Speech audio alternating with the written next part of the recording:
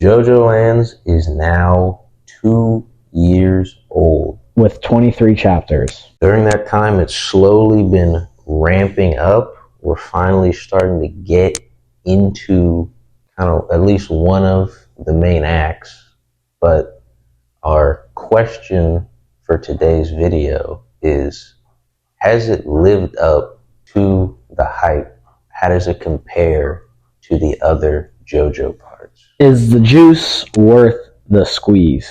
And our answer is yes. Just to give a short recap of kind of, the main plot points. We're not going to go through every little detail because if you haven't read it, we don't want to take that. We don't want to take that away from you, But basically, we got the main group, Jojo's main Joestar. Then you got Dragona, his brother. You've got Usagi and Paco. They're part of a criminal organization. The first main thing we see them do is to steal a diamond from this rich Japanese man. Find out that it's Rohan. They fight him. They end up finding this thing called a lava rock, which can basically draw wealth to it. They leave his mansion. They fight some cats. They beat them. Then after they find out about this lava rock, they basically go and test it in this expensive watch shop. While they're in there, they get attacked by this guy named Charming Man. Two of them get attacked. Two of them, Jodio and Paco. They beat him. Charming Man ends up joining the group. Then they come up with this idea to use the lava rock to get land from Howler, the Howler company. Aka Howler, whose family has been in Hawaii for generations. He's a mega rich billionaire. Mark Zuckerberg, bro. They end up touching the lava rock to the deeds so that eventually it'll come to the lava rock. But then as they're leaving, Usagi starts vomiting and all this, and we find out he's getting attacked by enemy Stan, take him to the hospital, and then the two Stan users, Lulu and Bobby Jean, end up coming into contact with the group. Bobby Jean dies. Yeah. They move on. Then basically they're talking with the principal, Meryl May, about, hey, we're going to go use this guy's identity, and we're going to basically go to Aka Howler's yacht and tell Aka Howler, hey, give us this land. They go to Aka Howler's yacht, but Aka Howler was smart and he prepared. He hired 3 Stan users, 2 to go after the principal and 1 to stay with him. And that one Stan user is a lawyer, and they go in and they're negotiating. And Aka Howler discovers that Dragona has a rock, lava rock. Basically where we're up to at this point. This part is starting to develop its own kind of personality. You can just go in, you think of JoJoLands, you're like, oh yes, Hawaii, criminals, drugs, lava rocks, gems. It's starting to pick up. It was nice to see Rohan. We were just like, we only had a few chapters and, things are picking up. And it's been 2 years. A year ago, they were fighting Bobby Jean are getting away from the cats. So it's come quite a long way. And then I'm kind of glad that we can kind of see a main villain forming. And it's nice that the main villain has met the protagonist. Hopefully they will know each other by name, or they're able to call out on each other. Yeah, this series, honestly, it started out hitting heavy because if you remember that first chapter with the cop and Dragona, I remember when I first read this, I was like, wow, this is really how we're starting the chapter. That was just crazy. And then a few chapters later, we find out, hey, Rohan is in this universe. Just swimming. And he's literally the exact same person. Same story, too. This author's trying to, push Thus Spoke Rohan Kishibe.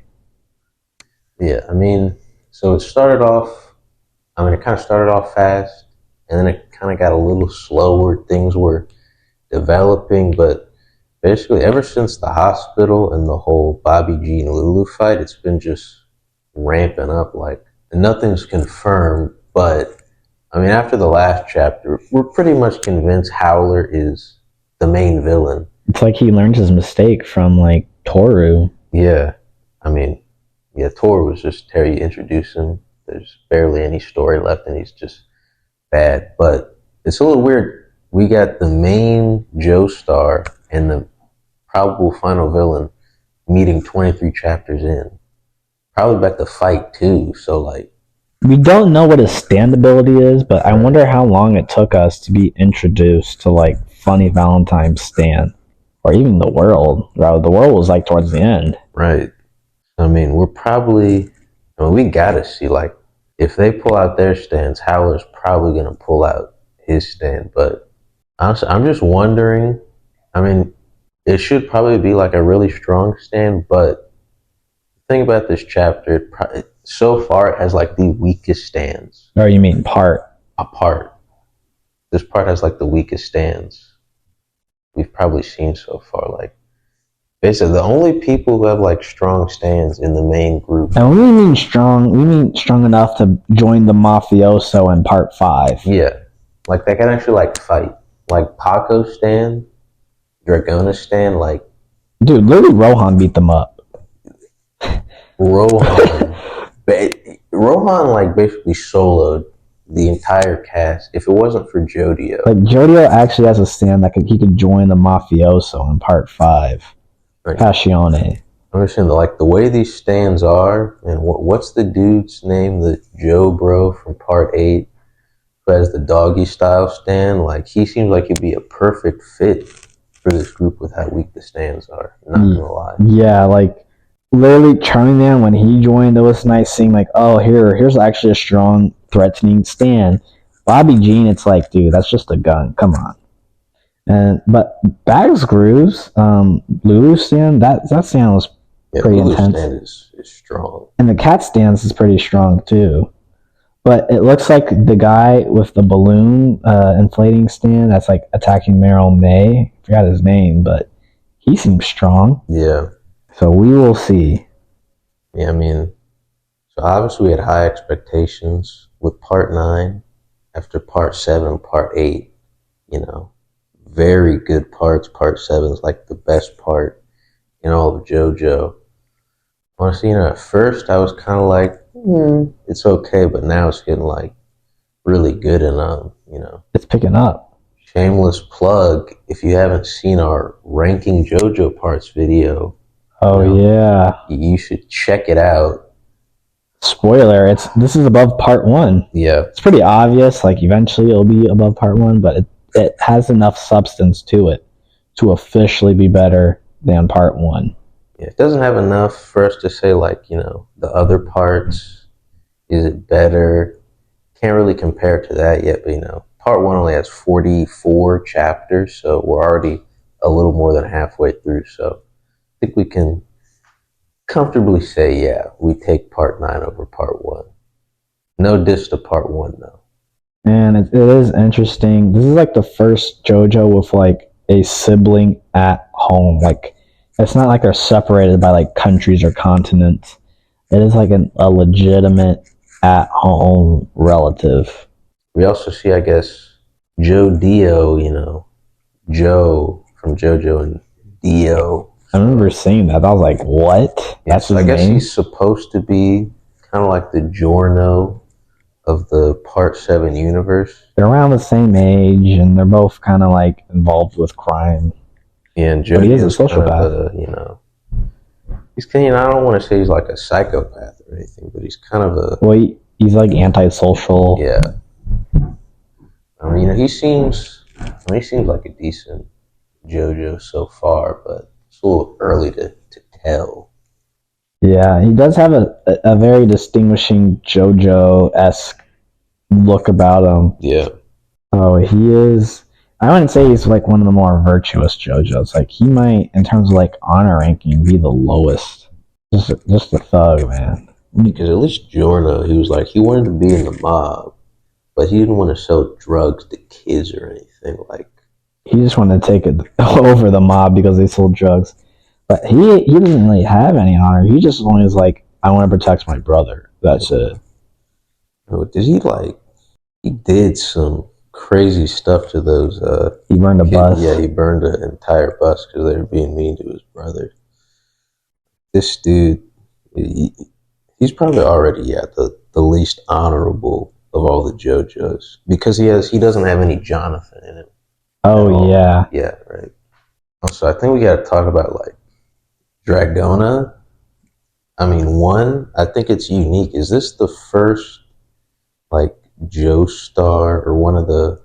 Are there any other Joestars that have like a sibling? I mean, yes, because Josuke has siblings, but it's not like they're chilling at home. Yeah, this is like a legit sibling that hangs out with their other sibling, and it's very unique. Like this is like a literal like biological Joe bro. It's very interesting. You have like two Joestars siblings in the same part going on this bizarre adventure. I'm not saying that. I'm just saying, I feel like most people don't have brothers who are like Dragona. That do things to their body and augment it with their stand.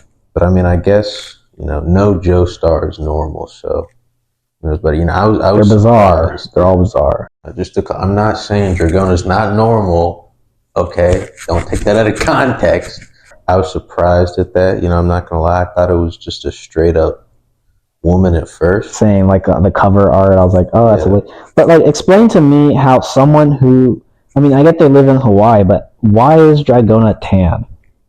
With dark hair. They come. Poochie tan. Poochie's from Italy, so he's Sicilian, right? But Dragona's like white and like part Asian. You don't really see like dark Asians or even dark Americans. Like that's just a natural tan. Yeah, I don't even know. Plus, it just made the whole thing when we learned Dragona's actually a man. It just made the whole interaction with the police officer just like even crazier. The police officer. Oh, if you don't know what we're talking about, just read the first chapter. That police officer is like actually like crazy. Like he was doing that to Dragona, and then he was feeling up like Jodio too. Yeah, and then Jodio's like, "Hey, get away from my bro. Like I want your cute brother." I'm like, yo. Yeah, that's classic JoJo. Basically, we should have put him in the Diddy Party video, to be honest. Yeah. If you haven't seen that, go check it out. It's peak. One of maybe our best video that we've ever put out. But yeah, dude, I feel like ever since part 7, bro, Araki's just been getting crazy. You remember in part 8 when that old guy eats the fruit? And like he gets his stuff back. Doesn't he lose his eyesight? Yeah. And then he just was like, "Oh, I'm so excited to do that." And he has certain relations with that woman in the car. Like he's just been, he left Shonen Jump and he's just been getting a little crazy ever since.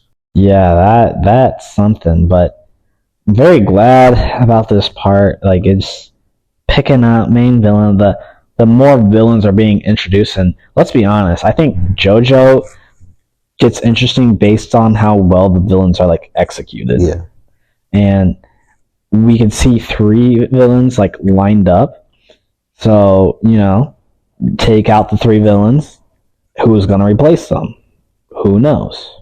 And, I think JoJo is really made on how good the Joestar is and how good the villain is. And so, these are, Jodio and Howler so far aren't the typical Joestar and main JoJo villain, so we'll see how that plays out. But also, Araki's been like watching Western shows. Right. He's like been watching like Breaking Bad, and like that. Like there's this one scene where this kid is basically asking for drugs. And is like, "Hey, ask me if I'm a cop. I have to say yes if I am. I'm obligated to tell the truth." And then the guy's like, "Okay, are you a cop?" And the guy's like, "No." And then he gives him drugs, and then boom, he gets arrested. They tried doing that with like Jodio, and the lady's like, "Hey, you gotta ask me this," and it's like, "Wait a minute, our author is watching this. And then there's like a Walking Dead reference. It's like, oh, that's cool. And one thing I want to find really interesting is the main villain's like, he's just rich. Yeah. Like, look, we look at it, we can see a theme among the main villains. At first, we have a vampire, a super vampire, a vampire again, but with a stand, a human with a hand fetish, a boss of the mafia, a Catholic priest, the president of the United States, and a doctor. And now it's a billionaire. Right. And, you know, if you didn't know, Mark Zuckerberg literally owns property in Hawaii. Maybe not. Araki kind of took inspiration from him. Who knows? Yeah, you know, ever since part 7, his villains have been a little more nuanced. Like, I feel like part 1 to part 6, like, you can say what you want about, like, Kira or something, but I feel like all the villains from part 1 to part 6 are just, like, straight up evil. Like, Dio's evil. Cars, I mean, he killed his entire race. He's evil. Poochie's evil. Diavolo's evil. You know, but, like, Valentine, like, he's a bad guy, but he's like, I'm trying to save my country. He's trying to take the napkin first, guys. Right, and Toru's not even human. That's the thing. He's a rock human. You know, they don't feel normal human emotions. He's trying to basically just sell the fruit and be rich. It's basically like, you know, does a lion feel sympathy for, like, a gazelle? No, it doesn't. Right. He literally grew up with wasps. So, and then this time it's like, okay, he's just a billionaire who wants to keep his family's land. And I guess he lost a lot of money. And he's in debt because he got unlucky. And, you know, he's a greedy billionaire. But I would say, you know, he doesn't at least seem like just straight up evil, like a Dio or a Diavolo or something. And he also, like, just seems to be, like, annoyed all the time by, like, every circumstance. I will say the only real thing, it's not even about JoJoLands itself. I'm honestly not a fan of monthly releases, especially it seems, you know, he's taking like his annual, you know, month break, so sometimes we gotta wait 2 months. Oh, that's brutal. For every chapter, which is just like, you know, I mean, if you look at the grand scheme of things, like, you know, 23 chapters in 2 years, like, I get the chapters are a lot longer than normal, but still, you know, I mean, how about like 2 chapters a month, maybe? Or maybe every other month there's just 2 extra. You know, we're all about letting Araki cook, but, you know, sometimes, you know, the fans get hungry, you know what I'm saying? Yeah, this part's going to take like 10 years to finish. But yeah, we've definitely been enjoying this part so far. And I mean, I'm really liking the villain, like the potential main villain. Now, one character I do want to talk about, Usagi. He is like the weirdest character ever. And this is like for JoJo. Like, out of all like the main crew of like every single group, he's like the weakest. Like, Koichi would be able to beat him up. Yeah. Yukiko would be able to beat him up. Like, he's like not even like main cast level, bro. He's like a utility stand. Like, I mean, like Abakio had a stand that was basically for utility, but at least like it was normal. It had some stats, like it could punch a dude or something like that. And Abakio himself, you know, was like a real mafia member. He could beat up people. Usagi, bro, like, what's he gonna do if somebody, you know, comes up to him, starts boxing with him? He can't do anything. And his stand is like a King Crimson reference. Yeah. So I am actually suspicious of Usagi. Like, imagine if it turns out, you know, watch this be proven wrong, but imagine if he's the main villain this whole time. Or maybe he's like one with like the Akahao, something like that. I'm just suspicious of him, bro. And I'm a little suspicious, like, there's no way they're gonna work under Meryl May for the entirety of part 9. And we don't even know if Meryl May has a stand or not. Probably not. There's got to be some point where they like break off from her. And also, Rohan told him, like, don't trust these people. Right. So who knows? Like, you know, Rohan's a very trusted source, but like, I am actually suspicious of Usagi. Like, remember that time, like, scene where they're being attacked by like the cats, and you know, Usagi just runs away, Right. and then he comes back. And he comes back. He just magically figures out how to beat the cats. He wasn't even part of the main group. Merame was just like, hey, Usagi's gonna join you guys now. He's also just, like you said, a weirdo. Like, who the hell wears 22, that? He was like, yo, Charming Man, let me feel your skin real quick. That was pretty strange, even though I would touch Charming Man too. Pause. Yeah. But also, it's so funny that like Usagi's like, oh, Pink-chan, Dragona, I love you. It's like, does he know? Because one thing about Dragona, like, okay, like we get that like Dragona is like transgender or whatever, but you know, Jodio calls him, and other people, like one person, Key West, called her she. So, you know, it's complicated. Even got bullied about Dragona got bullied about it. But the thing is does Usagi know? Like the cop didn't know until I think Usagi legit doesn't know. I wouldn't be surprised, honestly.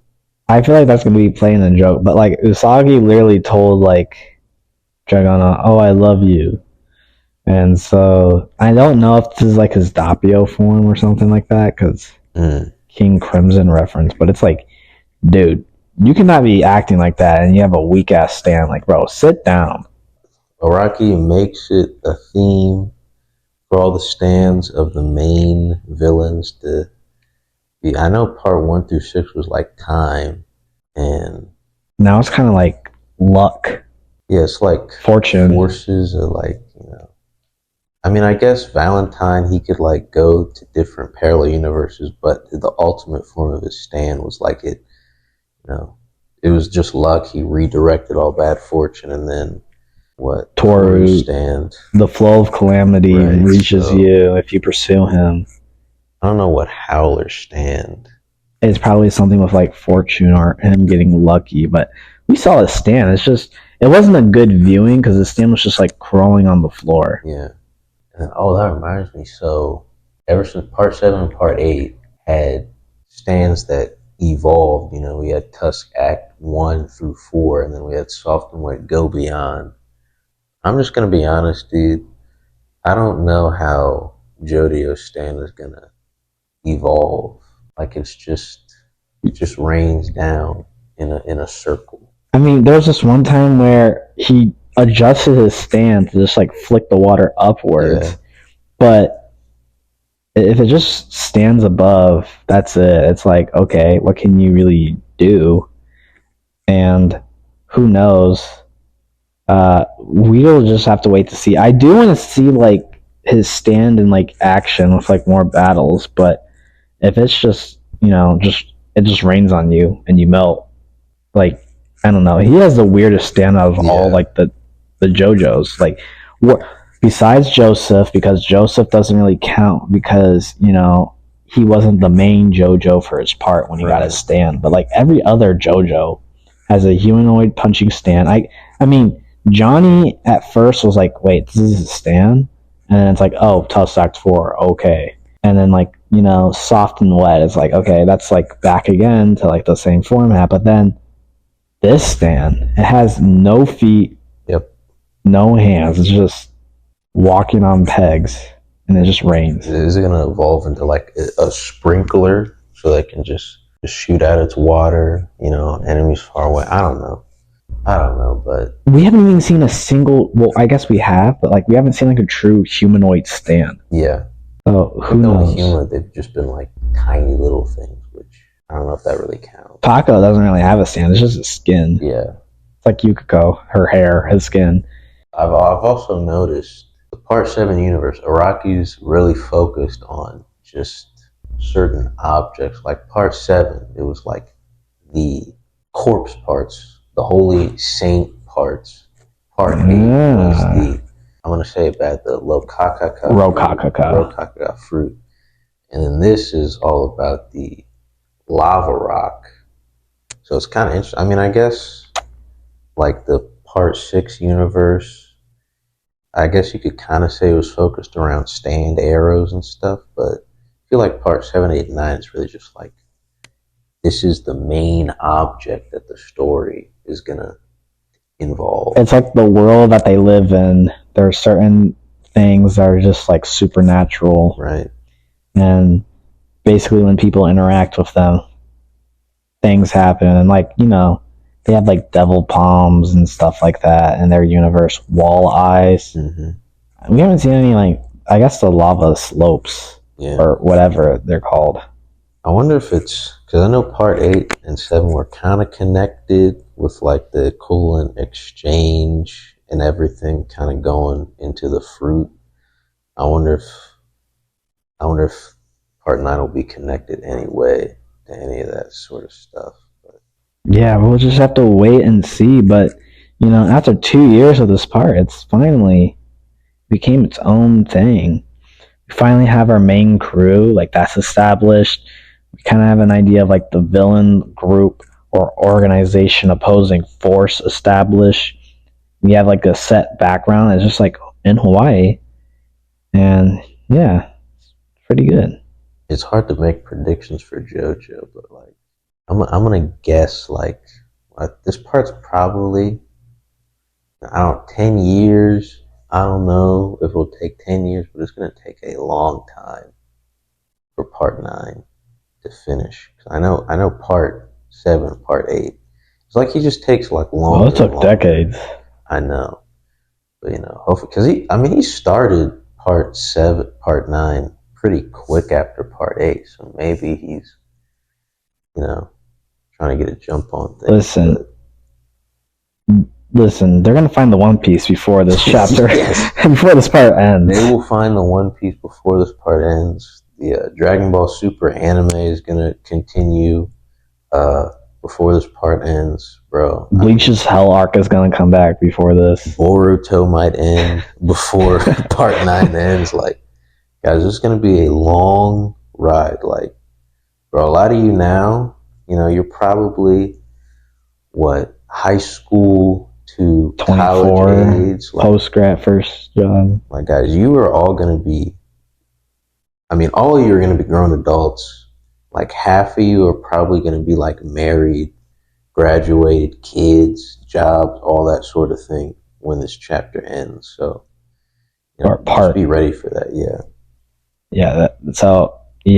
It'll be interesting just looking at it. Like, we're not even halfway done with this part, so who knows where we'll be. But yeah, that was basically pretty much all of our thoughts on Part 9 2 years later. I can't wait for the more music reference. I know. Like, subscribe, leave a comment on your thoughts about the series. You can keep it short, or you write whole paragraphs. Leave a comment if you watched all this. We want to know. Yes, please. We really actually want to know. Leave a comment if you actually sat through this whole video, because we know it's a lot longer than our previous one. This is our longest video, so we're just doing a little bit of an experiment. Yeah, but hope you guys enjoyed. See you in the next one.